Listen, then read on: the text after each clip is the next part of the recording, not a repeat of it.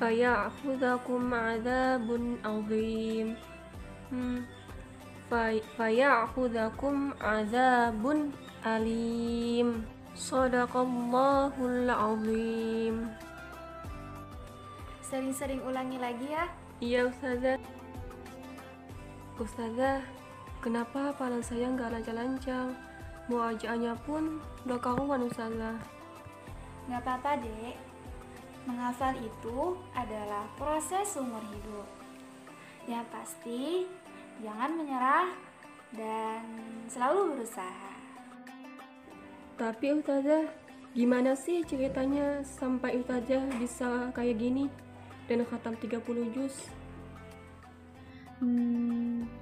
Jadi dulu saya seperti itu juga, sulit dalam menghafal. Tidak ada hafalan yang mudah dan lancar jika usahanya biasa saja.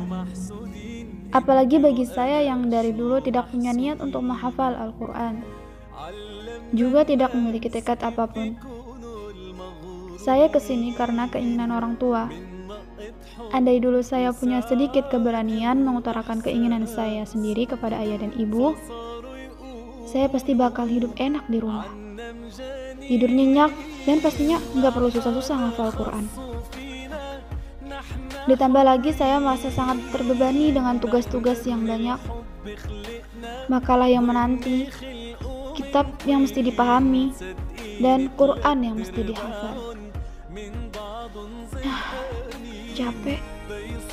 Tapi semua itu berubah saat saya mendapatkan telepon dari kakak saya.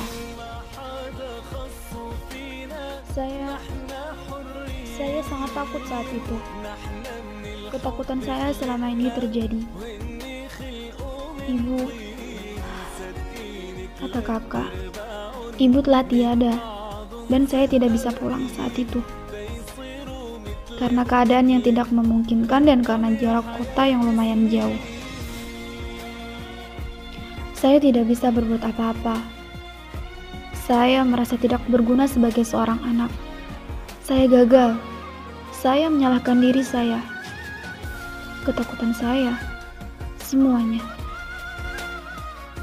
Tapi, saya memiliki seorang teman yang tidak pernah meninggalkan saya.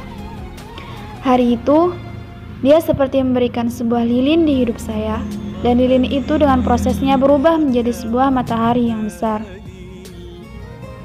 Satu kata yang saya ingat dari dia, kau berguna, jangan menyerah. Masih ada kesempatan membahagiakan ibumu. Dengan apa, kataku? Dengan Qur'anmu, dengan hafalanmu. Tekad saya muncul setelah itu. Tapi semua itu tidak mudah. Saya yang selalu berpikir praktis, selalu berekspektasi tinggi. Kalau saya serius menghafal, maka hafalan saya akan lancar. Nyatanya tidak. Usaha saya masih kurang. Dan harusnya saya jangan cepat puas, karena menghafal adalah proses seumur hidup dan murojaah itu hal yang wajib.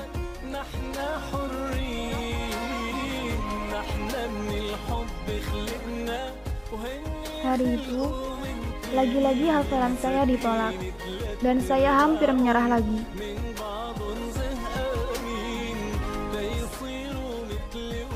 Dan begitulah sepertinya, ketika kau menginginkan hidup yang lebih baik, maka Allah akan mengirimkan orang-orang baik kepadamu. Seperti saya, Allah selalu saja mengirimkan orang baik kepada saya yang masih berproses menjadi baik, agar saya tidak menyerah, agar saya selalu semangat. Walau proses itu tidak mudah, tapi pada akhirnya saya senang berada di sini. Ketika saya mulai membiasakan diri dengan rutinitas itu, ada seorang teman yang selalu mengingatkan kelalaian saya dan kemalasan saya. Hari itu saya senang sekali.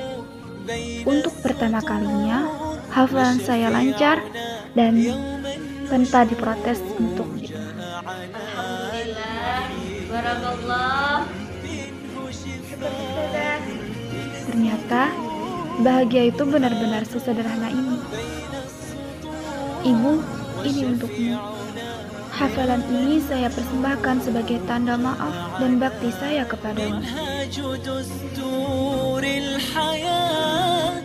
Jadi begitu ya Ustazah.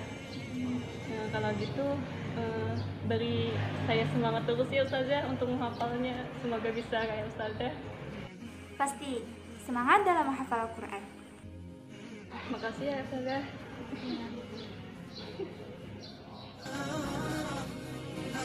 Teruslah menghafal, walau cobaannya sebesar badai.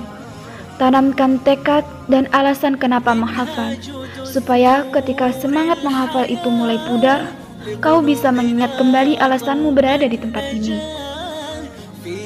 Jangan menyerah jika selalu mengulang atau tidak lancar-lancar, karena itu semua bagian dari perjuangan dan proses yang panjang dari seorang penghafal Al-Quran.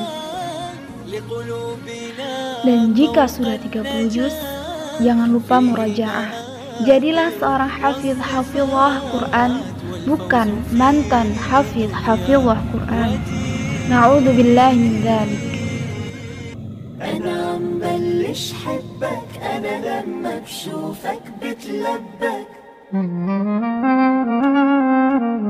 عم بتعلق فيك شوي شوي وعم حس بحني ولا مرة حس